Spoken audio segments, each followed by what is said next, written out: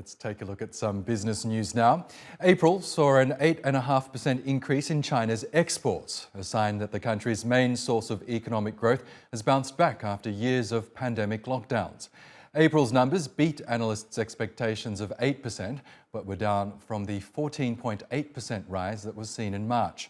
Goldman Sachs forecasts China's economy to expand by 6% in 2023, but the pace of activity is set for a slowdown in the second half of this year. Beijing is keen to see these numbers go up and will be offering cheaper credit and infrastructure spending to make that happen. A return to normalcy in China could also be good news for the rest of the world, where cheaper Chinese imports could help dull the sting of inflation. Well, let's get more on this now with Danny Hewson from Huddersfield in England. She's the head of financial analysis at AJ Bell. Good to have you back with us, Danny. On the face of it, these figures out of China appear promising after years of pandemic lockdowns, which really suppressed economic growth in China. What do you think are the prospects going forward? Will we continue to see these positive figures out of China? I think we are going to continue to see fairly positive figures coming out of China, but there was a bit of a sting in the tail in these figures in that imports were down this quarter by 7.9%.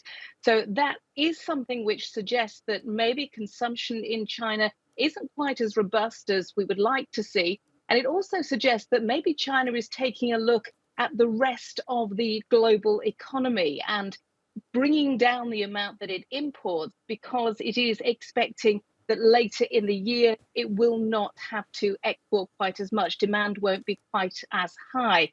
But we do know that Beijing is incredibly keen to get the economy really motoring again. That said, it does look like maybe we've passed the sort of peak of that first blush of post-COVID lockdown economic activity. But yeah, on the face of it, things are looking fairly good.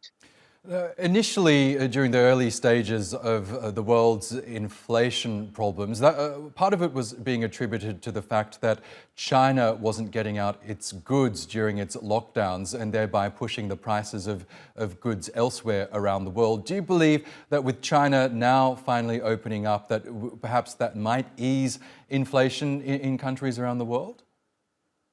It certainly should start to ease inflation in countries around the world. We've certainly seen all those supply chain log jams finally sort of easing up. And we know that the cost of shipping and certain commodities have also come down. All of those are good things, but there is something of a lag in terms of how long when we start to see those indicators and when consumers start to feel that in their wallets. I think all of us, certainly here in the UK and in Turkey, will be looking at the inflation numbers incredibly carefully. And we've got the latest numbers coming out from the United States tomorrow.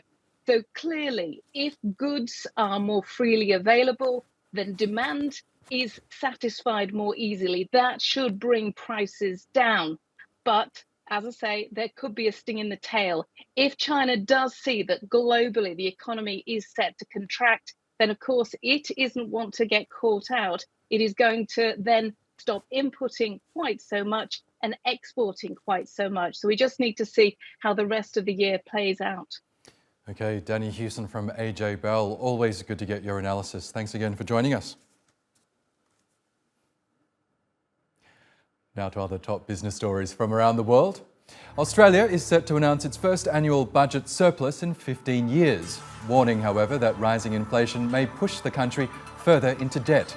That's as the country benefits from higher prices for commodities like iron ore and coal. Australia's central bank increased its benchmark rate by 25 basis points to 3.85% last week as inflation remained high. Saudi Aramco has reported a sharp fall in first quarter earnings due to lower crude prices. Net profit came in at just below $32 billion, down by 19% compared to the previous year when Russia's incursion of Ukraine caused oil prices to surge. The oil giant raked in a $161 billion profit last year, the highest figure reported by any company in corporate history. And LinkedIn has become the latest tech firm to slash jobs, blaming fierce competition and a challenging macroeconomic climate. The social media network says it's cutting 716 jobs and will begin phasing out its local jobs app in China.